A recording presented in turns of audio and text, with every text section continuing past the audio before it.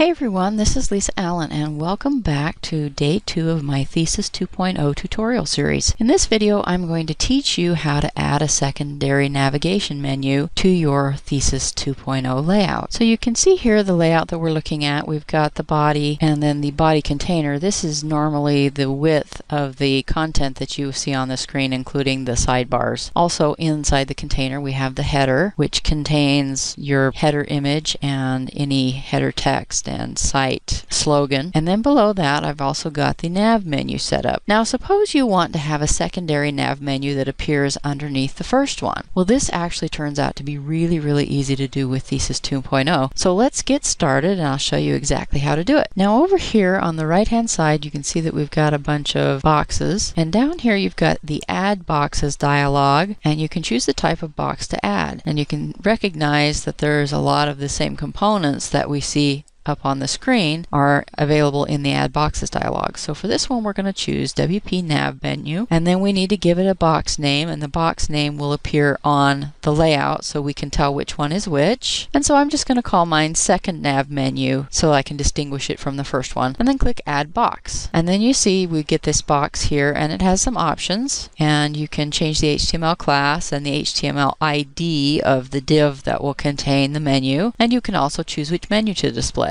So for this one, I'm going to use Sub-Nav Menu because that's the one that I want to display. It has a different set of items in it than the main nav menu, and then just close it once you've changed that. And now all we have to do is press Shift and drag the menu over where we want it. So I've just put that inside the container, and then I can move it around a little bit, move it underneath the first nav menu. So then I'll have two bars that each contain a different menu in my layout. Now, if you want these styled differently, like perhaps you want a different background color on the second nav menu than on the first one, then one of the things that you can do is give it a different HTML ID and enter extra CSS in the CSS style sheet editor of Thesis to account for the extra HTML ID of that element, or you can just add another class. So for instance, I could add menu2 to the HTML class so that it would draw from both of those, and then I could put menu2 CSS styling information into the style sheet to give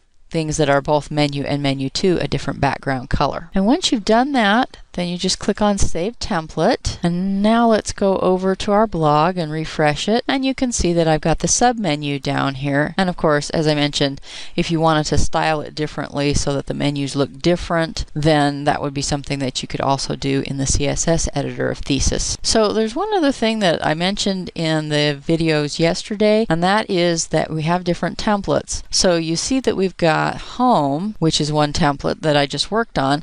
Now I've also got Single here, but my second nav menu has not been added to Single. So when you have multiple templates that you want this menu to appear on, you're going to have to go and shift and drag it in and move it around to where you want it on each of those templates. Then click Save Template and go to the next template and shift, drag, bring that in and move it to where you want it, and save the template again, and then of course go to the archive. Now that's assuming that you want your extra menu to appear on each and every one of these different templates, and in this case I do, so I'm just going to put it on each one of those. Now I hope you noticed that the fact that you can set up each of these templates differently means you can have different headers, different navigation on any template that you choose. So this becomes really powerful that Thesis is able to do this for you. Previously, if you wanted to do this kind of thing, you could only really do it with Optimized Press and its individually already set up templates.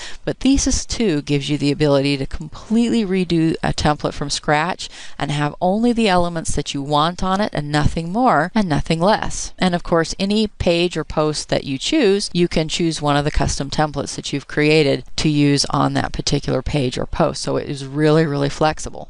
And of course, once you've done all that, don't forget to save your template so that the changes will be reflected on your site. So that's it for this tutorial on using the Thesis 2.0 template editor to add a secondary nav menu to your site layout. Hope you've enjoyed it, and I will talk to you again soon. Bye-bye.